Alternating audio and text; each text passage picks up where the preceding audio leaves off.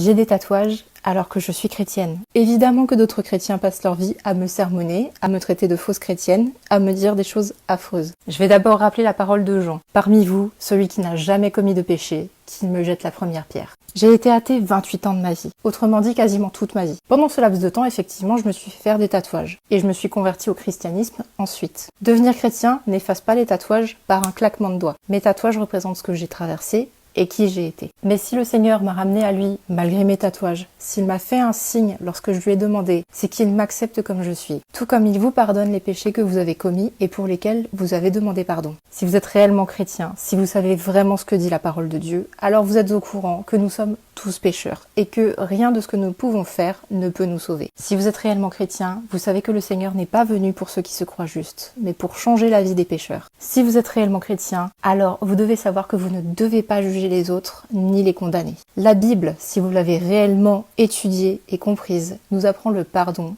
la tolérance, l'acceptation, le repentir. Je n'ai pas eu un bon départ dans la vie. J'ai traversé de nombreuses épreuves. Ça ne signifie pas que je ne peux pas avoir un bel avenir avec le Seigneur dans ma vie. Vous êtes heureux qu'il vous pardonne vos péchés. Alors vous aussi faites preuve de clémence et de gentillesse à l'égard de ceux qui se repentent.